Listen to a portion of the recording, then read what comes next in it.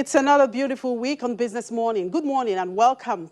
I'm Chimeze Obi Iwagu. We tee off with a global oil market update as prices slid for a second straight session in early trade today as coronavirus cases rose in the United States and other places, leading countries to resume partial lockdowns that could hurt fuel demand. Brent crude dropped 72 cents to $40.30 a barrel, while U.S. crude was at $37.82, down 67 cents. Brent crude is set to end June with a third consecutive monthly gain after major global producers extended an unprecedented 9.7 million barrels per day supply cut agreement into July, while oil demand improved after countries across the globe eased lockdown measures. However, global coronavirus cases exceeded 10 million on Sunday as Brazil battled outbreaks of over 10,000 cases daily. New outbreaks are reported in countries including China, New Zealand, and Australia, prompting governments to impose restrictions again. Other factors restricting oil prices advance at this stage include poor refining margins, high oil inventories, and the resumption of U.S. production. Despite efforts by OPEC+, the Organization of the Petroleum Exporting Countries, and allies, including Russia, to reduce supplies, crude inventories in the United States, the world's largest oil producer and consumer, have hit all-time highs. Even as the number of operating oil and natural gas rigs dropped to a record low last week, high oil prices are prompting some producers to resume drilling. In the meantime, the Petroleum Products Pricing Regulatory Agency is insisting that it will continue fixing price bands for petrol despite opposition by oil marketers to the move. It also says that a regulation for premium motor spirit, popularly called Petrol, had been established in collaboration with the Federal Ministry of Petroleum Resources and the Office of the Attorney General of the Federation. Since the introduction of the PMX pricing regime, marketers had expressed concerns over the issuing of monthly guiding prices for petrol. According to the PPRA, while the market-based pricing regime was a policy introduced to free the market of all encumbrances to investment and growth, it should not be misconstrued to mean a total abdication of government's responsibility to the sector and citizenry. Well, last week, the Central Bank of Nigeria announced that 17 commercial banks have submitted requests, as at last month, to restructure over 32,000 loans for individuals and businesses impacted by COVID-19 pandemic. Now, the pandemic, according to the World Bank, has become a threat to stability in the banking sector and could push another 5 million Nigerians into the poverty bracket. The 32,000 loans for individuals and businesses represent 32.94% of total industry loan portfolio, with the manufacturing and general commerce sectors constituting the bulk of the restructured facilities. What is the implication of this loan restructuring and what is the best way to go about this? I'm being joined by the CEO, Hydrocarbon Advisors Limited, Mr. Hakeem Adedeji. Mr. Adedeji, good morning. Thank you for joining us on the show. Good morning, Chimeze. Can you hear me, by the way? Of course, I can hear you very well. Well, recessions are usually accompanied by a high rate of corporate failures and unemployment. Nigeria is reportedly already technically in recession. 32,000 small businesses have already applied for debt restructuring and moratorium. Some are of the view that this is only a drop in the bucket and represents part of the small business segment. Well, the big corporates who constitute the bulk of systemic credits are already in trouble. Let's look at the oil and gas sector, for instance. That, of course, is just a highly specialized area, but a critical source of export earnings for Nigeria. The upstream oil and gas sector, for instance, is saddled with non-performing assets and negative cash flows, primarily because of falling oil prices and increasing cost of production. What restructuring model should be adopted for this sector? Okay. Hi, Chimede, once again. Thanks for having me. I think let's just start from just basically assessing the quantum of these loans, these oil and gas loans. If you saw the recent, when I say recent, March, something that Augusto brought out, Augusto & Co., the rating agency, it looks like the entire oil sector makes up about 32% of the total bank loans as at the end of last year. Now, that's a third of the entire loan. That loan book, that's the 32%, is hugely affected by this COVID problem, by the by the competition between Saudi Arabia and Russia, and we've seen huge declines in the oil prices. Okay, now we're not even sure whether there will be another. I think what we're seeing in America now is that there is a second wave likely of the COVID, and so what that means is that it looks like the oil price will sustain some level of uncertainty, a huge level of uncertainty, which then means that loans in that sector, loans that have been taken out by the borrowers, will become more challenged, even more than usual. Let's recall that just before COVID, we were just getting out of the last recession in Nigeria, trying to get rid of the bad loans. Now we're faced with this, and so I think, in general, before we launch into anything, I think in general we're going to see even more uncertainty, and then the books of the banks are going to look not so clean, not so good as they have probably been, and restructuring strategy would have to involve some form of extension of the loans. Because when you're not earning as much money, that means that you can't pay the loans on time. You cannot pay them timely and orderly. So you will have to look at forms of restructuring. That means that, that would mean that you would need to extend the quantum, that you would need to extend the tenor of those loans. So whereas you had a 5-year loan before, you may just need to reduce the payments, okay, and ask the borrowers to pay you back over 7-8 years. And I think the central bank was on the right track, is on the right track by asking the banks to perhaps look at some form of measures. Well, some of these companies will advocate a total debt cancellation, considering the amount of money they spend in terms of production. Production cost is very high. Would you also agree with that perhaps total debt cancellation should be also a way to go? Well, let's just assume. Let's just put some numbers into play here. I don't have exact figures right now, but assuming that the entire market, the loan book is about $24 billion, for example. Okay, and then somebody says a third of that loan, let's just write it off. That's utter rubbish as far as I'm concerned. I mean, that shouldn't even come into being. Now, look at the commercial enterprises that we're talking about. We're talking about viable companies who are supposed to be making money, albeit lower amounts of money. Okay? You can't just write off loans that are likely to be paid, even though you may want to extend the tenor, but you can't just write off $8 billion and expect nothing to happen. The banking sector is going to collapse. The economy is going to be affected hugely. And I'll be surprised if we still have the economy that we had just about a year ago if you have to write off that. So for me, that is utter rubbish, I'm sorry to say. And I don't think this is, anybody should be considering that. Now, this is just about the upstream. What about those in the downstream? We just heard the PPRA now saying that they are insisting on price control. With this price control thing, is it not going to affect those companies in this downstream sector? Well, I think it would. But you see, what you have is a unique situation whereby the government is re-insisting that it would maintain control of prices. What that means is that prices are no longer subject to market forces. When you have such situations, what it also means is that government will continue to subsidize. Now, how do you continue to subsidize in a situation whereby you have a budget deficit, you are going out borrowing, there are certain programs that you can't meet, okay? So I don't know, I don't understand. And look, I think something that I was saying to somebody yesterday, who actually enjoys these subsidies that we're talking about? We're talking about people like you and I.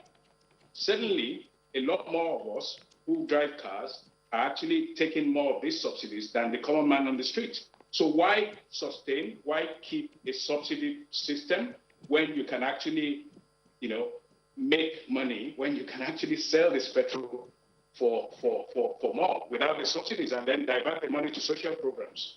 So I don't know why PPRA is insisting, but it looks like government is going to have to sustain this program for quite a while, and thereby, as far as I'm concerned, personally, wasting money on subsidies that shouldn't be. Why subsidize the oil petrol prices?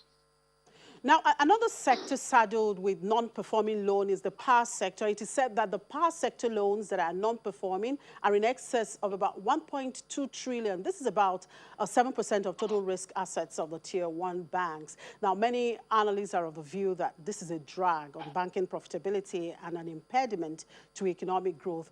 What debt restructuring formula would you recommend to help alleviate this problem without exposing the system to a moral hazard?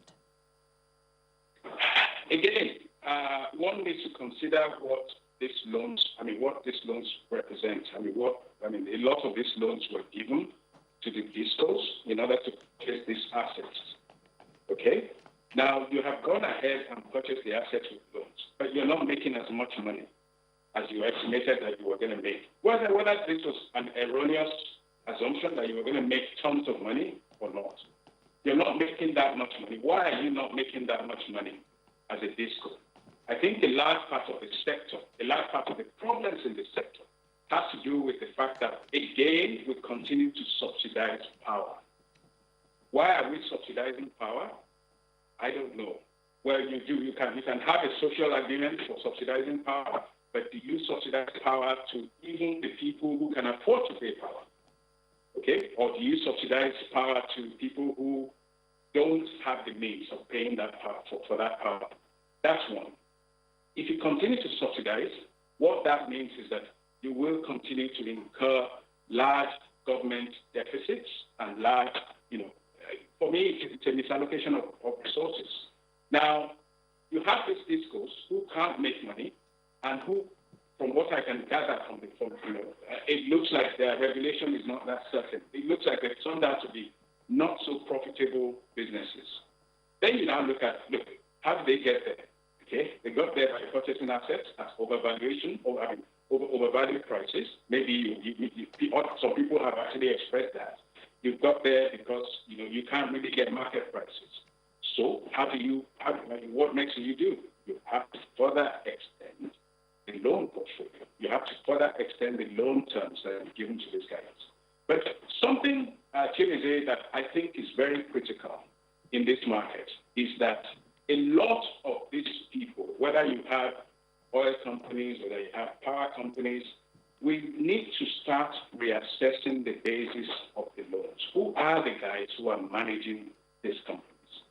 Okay? Do you want to continue for another 5 years? Do you want to continue for another 7 years to give loans to people who are not managing the companies well, who have large, unnecessary costs, whose costs per unit are much higher than other parts of the world? Or do you want to say to yourself, I've had enough, I'm taking over these companies? But then, when you want to take over an oil company or an oil license or a diesel company, then you need the government approval for that. So, to a large extent, unless certain changes happen in the ownership to allow the banks to exercise their rights to the security, to actually kick out bad management, you may not have much of a choice but to extend the loans. That's my view. All right, now AMCON was set up as a stabilizing institution to help detoxify risk assets of banks. Now, with the existence of AMCON now that buys non-performing assets of banks, do you think the debt restructuring industry can be viable when AMCON is there as an alternative source of liquidity and long-term funding? Well, put it this way, AMCON was set up for a good purpose. And it actually borrowed loads of money, I think about 5 trillion. Now that bond is due to be repaid. I think in less than 2-3 years. You've got to ask yourself first, to what extent has AMCON made the money, okay, in order to repay, to retire these bonds? I would want to ask questions about that. Now, as to whether AMCON will actually crowd out a restructuring market, I don't think so, because AMCON has a finite portfolio. And I believe that, there's only so much money you can put into AMCON, okay? And honestly, AMCON is on one side, and restructuring in the market is on another side, because AMCON cannot take on all of these loans anymore. So there is still a market, there's still a viable market, there's still a viable model in the private sector for restructuring, as far as I'm concerned.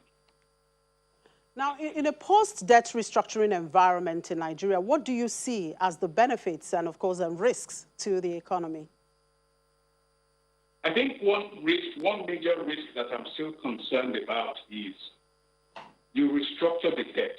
What are the criteria? Okay? Did you, at the point of restructuring, did you have other options, other alternatives? And such alternatives could be, you've got a badly run company with a high cost base, you take it over as a bank, and you run it and sell it to another company. That's one thing. The other point is, or do you stay with bad management for the next 5 to 6 or 8 years of the restructuring? So we've got to ask ourselves the questions there. So those are the risks, okay? Now, what are the benefits? By restructuring, what you're doing is that you're taking out the bad loans from the bank's balance sheets and you're putting it into a better form, okay? That can only be good in terms of liquidity for the banks. That can only be good in terms of, you've actually tackled the problem, and the banks can hopefully attract new capital into their balance sheets.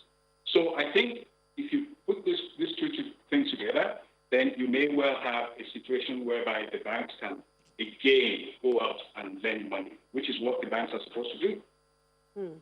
Now, stress tests, which have been adopted by advanced economies, have helped banks to mitigate these problems before they become manifest. What is your proposal for policymakers to be proactive before this ticking time bomb explodes? Okay. Now, indeed, a ticking time bomb. So my view on that is, look, when last did we do a stress test? I remember that there was a stress test in 2016. Has anyone been done since? I don't know. There may well have been one. But what you will find in countries like America, countries like, countries in Europe, is that these guys are regularly doing stress tests even before even before crises happen. Okay? Now, why do you do that? You've got to do that because you've got to be able to anticipate trouble. If certain things are happening in the economy, then you've got to say to yourself, and what are these stress tests for? What you're doing is that these are factors that are happening, these are things that are happening, and what if such and such consequence, what if such and such, economic actions happen? What if we have a COVID, for example? What if we have a pandemic? Even though not many people could actually anticipate that. What if, the loan portfolio of banks get to this level, okay? And you do those stress tests to see what the impact will be on capitalization, on profitability, on the continued existence of the economic system. So you don't have to wait for a COVID to happen.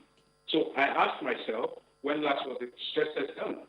If those stress tests were not done, then I think this is a good time to do that. Well, it's not the best time, but you might as well start now.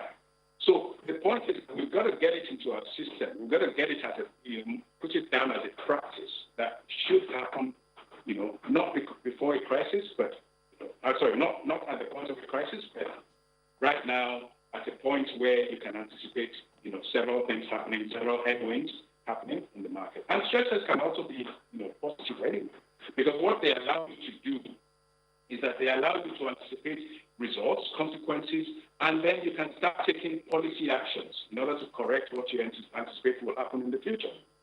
I don't know how disciplined we are in terms of the regulatory actions on subsidies, but if we're not, then we're setting ourselves up for a big fall. And I think All right. It's not just the regulators, it's also government, as a whole. All right, thank you very much, Mr. Adeliji, for your time. Mr. Hakeem Adeliji is the Chief Executive Officer, Hydrocarbon Advisors Limited. Thank you for your time. And still to come, some economic experts disagree with the IMF's economic outlook for Nigeria. We will talk about why after the break. Do stay with us.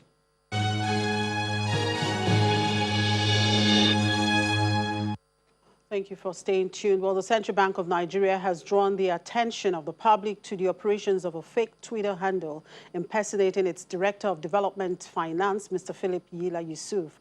In a statement released on Sunday, the financial market regulator says that fake messages relating to the bank's 50 billion naira targeted credit facility had been posted on the Twitter handle with the intent of attracting unsuspecting loan seekers and owners of small-scale businesses. The CBN warns unsuspecting members of the public, particularly household, micro, small and medium enterprises, to stop any form of correspondence with a fake Twitter handle.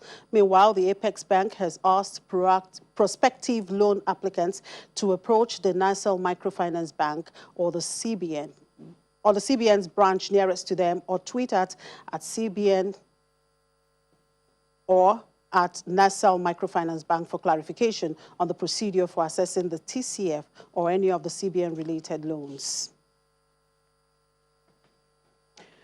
And the International Monetary Fund, in its overview of the World Economic Outlook for June, titled "A Crisis Like No Other, an Uncertain Recovery," released on Wednesday, downgraded Nigeria's 2020 growth projection, saying the economy will shrink by 5.4%. The fund had in April 2020 projected that the country's economy would contract by 3.4% this year. However, some economic analysts have rejected this projection, including the Central Bank of Nigeria. Now, what are they seeing differently? Let's talk to Professor Uche Owaleke, Professor of Capital Market at the Nasarawa State University and a former Commissioner for Finance in Imo State.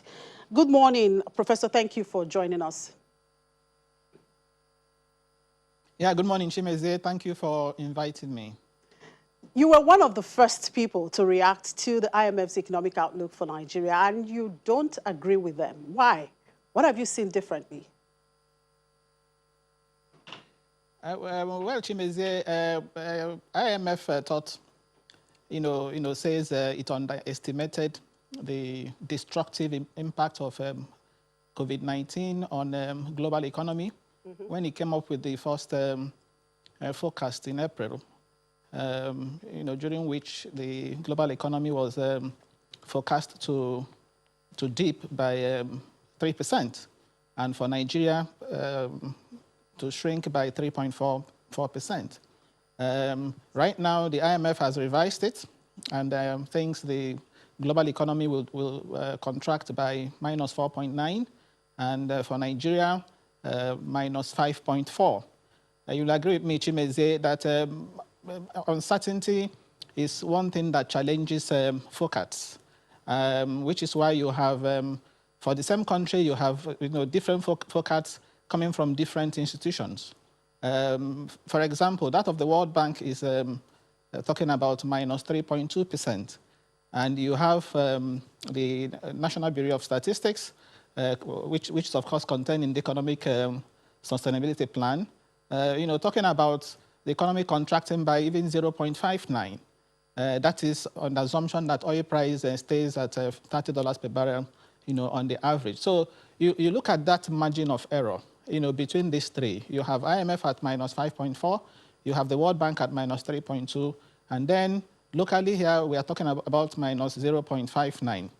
Even the local one that is using a cautious oil benchmark, a cautious forecast of $20 per barrel, says that if oil stays at $20 per barrel, that the economy will shrink at the rate of minus 2.88%. Again, very far from what the IMF is projecting. So I think that of the IMF is rather pessimistic, and of course did not take into cognizance the fact that the government of Nigeria is also putting in place countermeasures.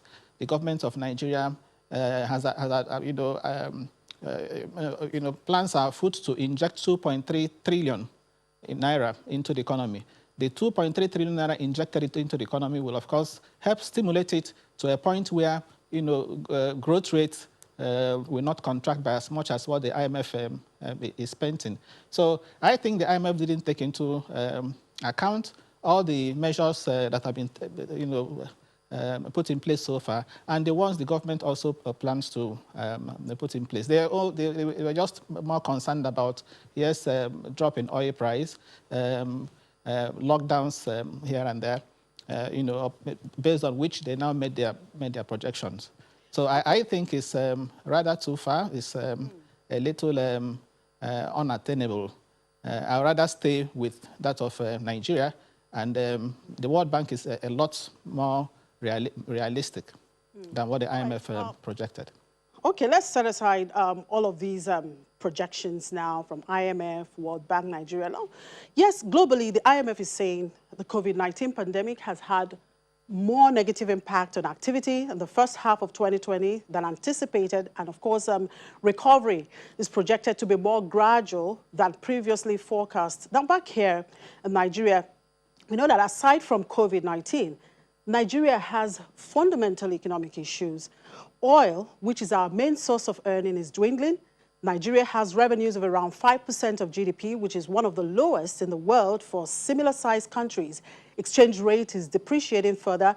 Debt has continued to rise. Our health system is not in good shape. Our education system is not working. We have continued to be import-dependent. The manufacturers and producers are owing the banks. The banks are dealing with non-performing loans. Infrastructure is poor. Poverty is everywhere. Yes, the government comes up with fantastic policies and programs, yet it looks like it's all about talk and no action. So where is the bright spot here? Yes, I agree with you to a large extent. But again, we've also seen some level of resilience, economic resilience. Don't forget, to Chimeze, that this is an economy that was just coming out, of a recession, a 5 consecutive quarter of negative growth in GDP. We only left the recession, I think, mid of 2017. And by 2019, the economy was already growing. The average it grew last year was 2.27. And if you also recall, the Q4 of 2019 was even as high as 2.55. And if you also look at what happened in the first quarter of this year, in spite of COVID-19, in spite of the drop in oil, the economy was also able to eke out a positive growth rate of 1.87. Again, part of why I doubt that the economy will shrink by as much as 5.4% is because what it means, effectively, is that between now and the end of the year, between the second, third, and fourth quarter, okay, the economy, would be contracting by as much as, over 7%, to be able to cancel the 1.87 that was recorded in Q1. So we've also had, well, to a large extent too, some level of macroeconomic stability, stability in exchange rates, in particular. Well, if you talk about the bright spots, let me use as reference point the GDP report by the National Bureau of Statistics for Q1.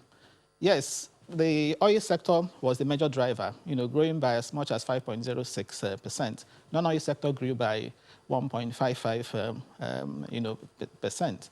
And if you look at the non-oil sector, the agri sector was around 2.82. Now, going forward, part of why I think the contraction may not be deep is because if you look at the countermeasures, the interventions are going to these sectors that are, some of them, already in negative territory.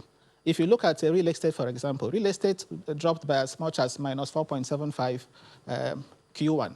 And the government now says it intends to do 300,000 houses in all the local governments, okay, within the next few months. So if that happens, you can imagine the kind of stimulation it's going to have on the economy. As we speak, a lot of artisans are out of jobs.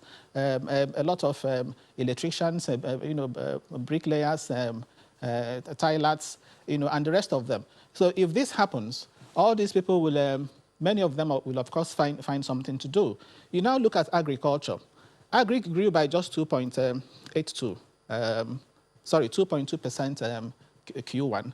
And if the government, puts into action its plan to do mass agriculture, involving getting into, getting as much as 10,000 to 20,000 to 100,000, hectares of land in each of the local governments. Even if I take the lower limit, which is 20,000, and you multiply that by 774 local governments, you get nearly 16 million hectares of, of land.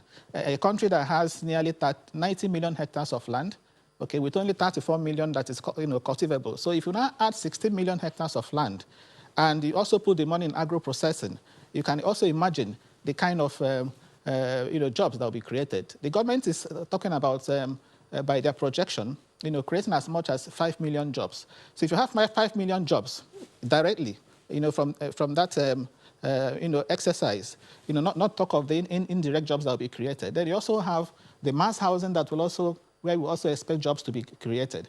You can be sure that the economy, will be lifted from the point where it is now. Because come to think of it, what is recession, specifically speaking?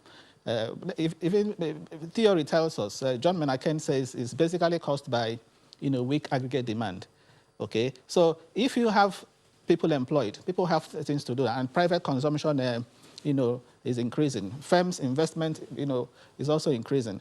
You'll find that the economy will be stimulated, and if you like, the red spots that we'll have currently, will be turned to green. By the time the government pumps money in agriculture, pumps money in housing, and again, also begins to reopen the economy, follow the timetable and reopen the economy, because that is very critical.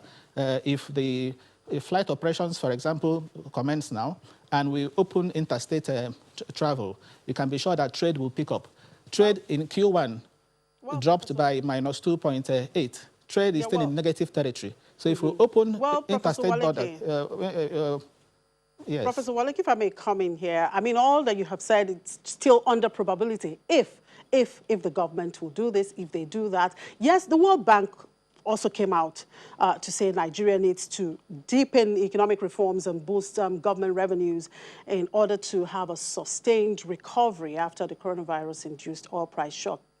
Is it possible that our policymakers can begin to act and do the right thing rather than talk, because it seems to be all talk and no action?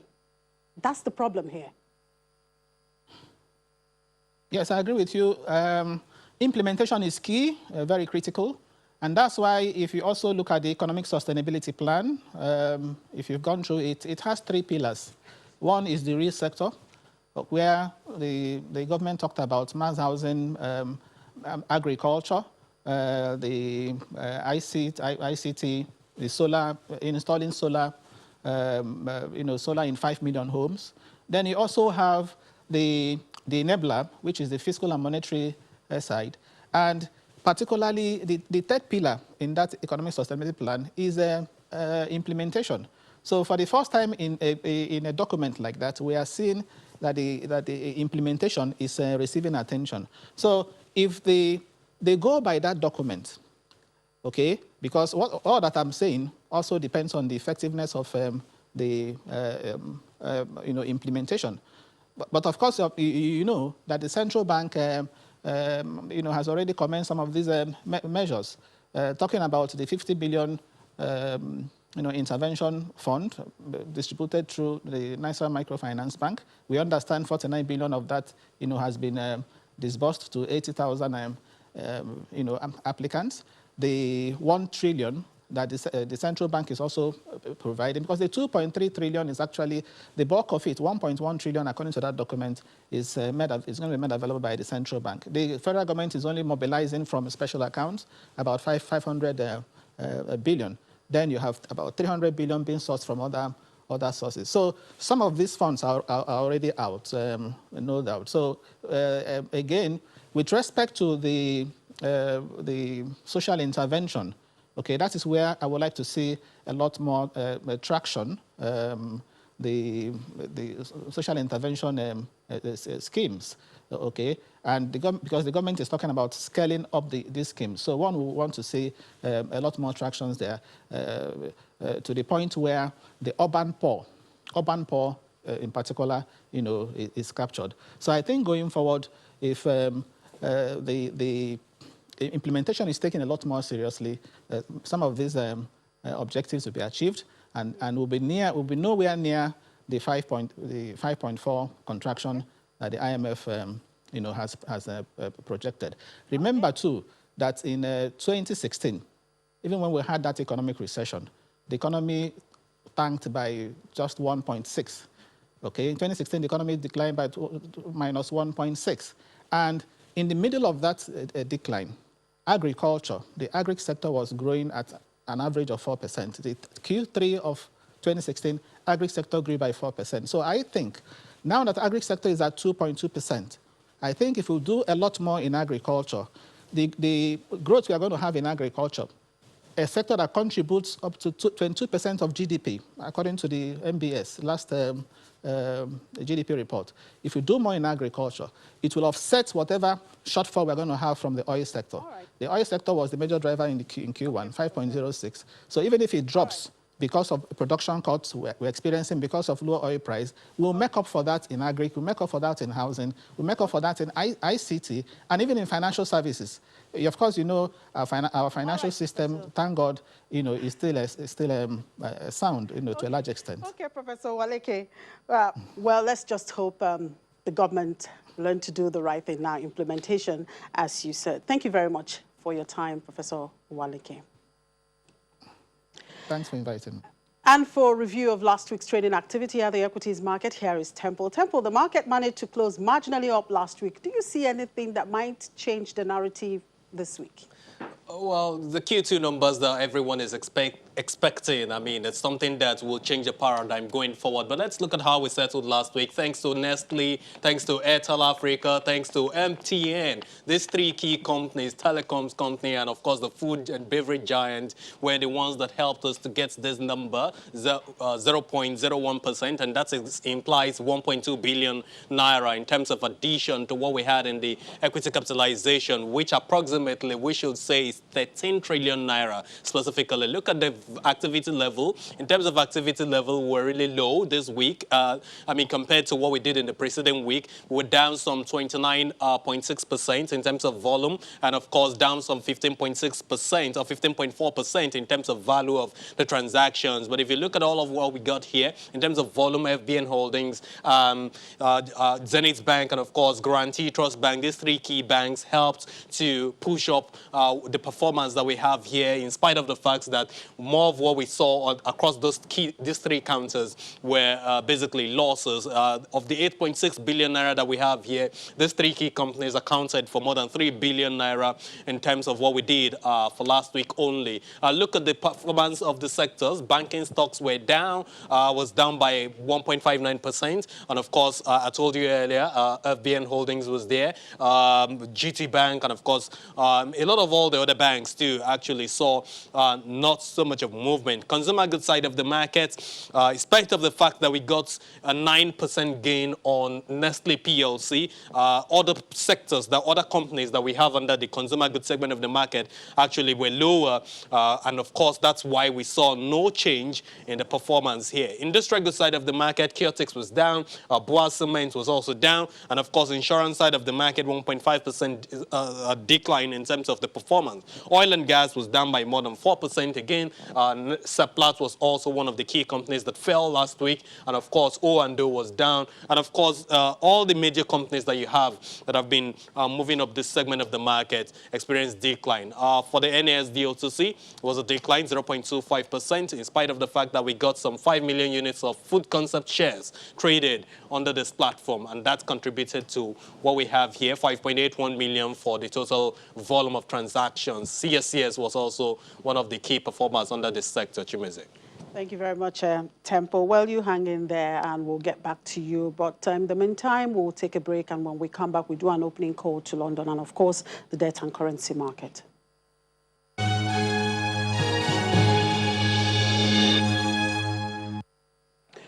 Let's cross over now to London for updates from Juliana Olainka. Good morning, Juliana. Well, it's a brand new week. What is it looking like in London and what are the expectations? Good morning, Chimese. Well, the FTSE opened in positive territory this morning. I think it opened up about 6 points. The major concern, which has been a concern over the past couple of weeks at varying periods, is this new second wave of the coronavirus. Over the weekend, that major milestone was reached. So over 500,000 people have died of COVID-19. And we are seeing across America that several states are re-locking down. They just opened a couple of weeks ago and already pubs, bars and restaurants are locking down. And we've also seen something similar here in the UK. Leicester, which is a popular town just north of London, has now started potentially locking down some of their residents. There was a huge amount of people that were infected in one cluster area. So there have been calls by Public Health England speaking to the Mayor of Leicester, asking them to lock it down. So the government are really going to be keeping a forensic look at how Leicester respond to these calls, because, of course, what the British government will want is that they can lock down certain areas, as we've seen in Germany, rather than locking down the whole of society, which we've done for 3 months. And we're having plans to reopen society on Saturday much further. So that's a major weigh-in on traders this morning. And schools in England are being promised about £1 billion rebuilding program as Boris Johnson commits to giving children a world-class education after months out of the classroom. What's the update on schools resumption, particularly with this rising cases of COVID-19? Well, schools have pretty much resumed or not resumed. I think it was a little bit of a shambles last month when the Education Secretary did ask schools to open. Most schools said they couldn't. Some parents were too worried about doing so, and they only opened to people from a particular age group. So some have opened, some won't. But Boris Johnson and the Education Secretary said by September all schools will be able to open. This £1 billion promise is a little bit separate from that. This has been a long-term goal and strategy from the Conservative government. Of course, they've had pressure from lots of other parties to do so. And really, the National Audit Office have said that schools will need funding of up to £7 billion. So the Liberal Democrats in particular have been speaking out about this morning, saying it doesn't go far enough. Details at the moment are pretty vague. We're expecting an announcement by the Prime Minister Boris Johnson sometime tomorrow to lay out exactly where this money goes. But there is speculation that really this is to say thank you very much to the people of particularly the West Midlands and the north of the country who gave up their Labour vote to support Boris Johnson. And it's those schools that have really suffered the most. The buildings are not that strong. They don't necessarily have enough infrastructure. And part of the long-term strategy for Britain to try and get themselves out of this COVID-19 standstill is to improve education. So we are expecting to hear from Boris Johnson tomorrow, but he has been doing a round of interviews on media today. One of the statements he said is that as we bounce back from the pandemic, it's important we lay the foundations for a country where everyone has the opportunity to succeed, with our younger generations front and centre of this mission. And so we are expecting construction as part of this first wave of money to start as soon as next year, September. And in another development, energy regulator of GEM plans to make some of the rules designed to protect customers struggling financially during the COVID-19 crisis a permanent part of its oversight from this winter. I'm sure this is good news for most people, but is it for the companies? Well, wow, it's not good news for the companies, but they're not the priority, Chimeze. It's the hundreds of thousands of people that potentially could face not having any hot water or heating because they can't pay for their bills. And it's been a long-running issue between energy suppliers, who are, of course, extremely wealthy, and the poorest of poor in society in the UK. But of course, that's been accelerated because of COVID-19, because many low-income families have, of course, lost their jobs. The government did urge these energy suppliers to provide payback holidays. So for the past 3 months, most people, or people who are the most vulnerable, haven't been paying their bills.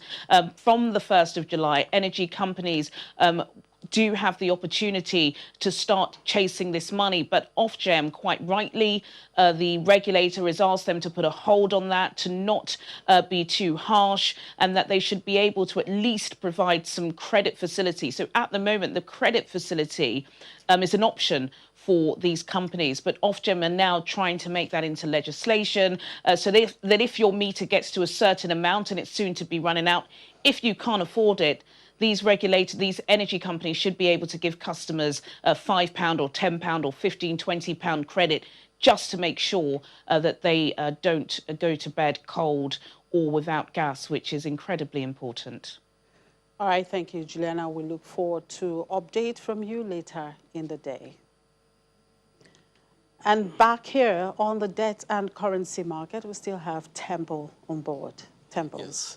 Thank you again, Chimeze. Well, let's look at the numbers for last week. We're talking about bonds. Bonds for the greater part of last week did so excellently well. 4 out of the 5 trading sessions, we saw so much of gains in the market. And of course, if you look at the prices that you have here, they've all shot up. And that's because the market was very, very impressive compared to what we did in the previous trading week. Now, look at investors were more interested at the shorter end of the curve. Now, look at it. 117 Naira is the value for the 27th of April 2023 paper. Tells you what investors did last week. Now, we do understand that investors will continue to give their interest to the bond side of the market as against other segments of the market. That's because, again, this is where there's attention at this point in time. Even offshore investors are also betting on this side of the market. The longer end of the curve was also not left out. Look at the 27th of March 2050 paper, where a lot of investors also came betting on. But if you look at the other side of the market, the NCB side of things,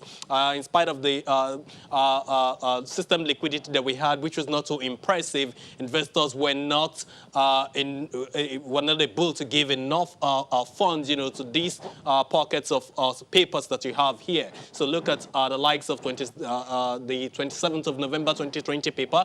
It's 3%, 3% for this as well. Even at the longer end of the curve, the 1-year paper, what you have is this. And of course, detail for the open market operations maturities. So last week, there wasn't so much of system liquidity, but we understand that this week, there's going to be some maturities of around 88 billion Naira for NTBs. And of course, in terms of open market operations instruments, we should be having around 157 billion Naira maturities. And when you put all that together, we should be able to have some more liquidity in the system. And that will help investors to now look the way of NTBs and, of course, the OMO maturities. But we have Bosun Obimbe joining us via phone now. Bosun Obimbe is a fixed income dealer with Access Bank. Bosun Obimbe, thank you for joining us on the program this morning. Let's look at how these maturities will shape the market for this week. Are we going to see lower money market rates this period? Thank you for having me. So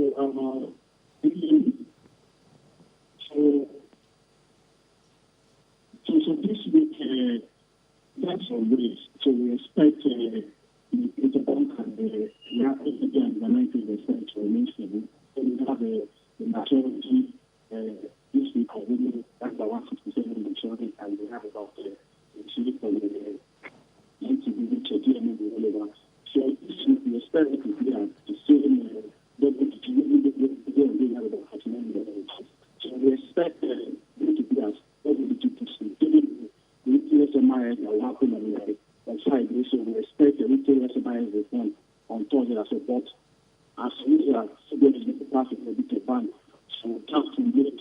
I think I say that October is 950 billion is here to buy this. So how we get LBB and overnight to All right, Boso Bembe, fixed income dealer with Access Bank. Thank you for sharing your thoughts with us. We appreciate it. Well, we do know that with this week, the debt management office has already given us a heads up that it's almost done with what it actually needs to, borrow. That's the borrowing strategy for this year. And this is something that investors will now continue to also track to see what is going to happen next, especially with the budget financing that also still requires some more borrowing in the system. That's something that will continue to shape the market for us this week. Thank you so much for sharing your thoughts with us. Chimeze, that's it. Thank you, Tempo. And let's hope for a profitable trading day today. And with that, we draw the curtain on today's edition of the program. Thank you for watching. I'm Chimeze Obi Iwagu.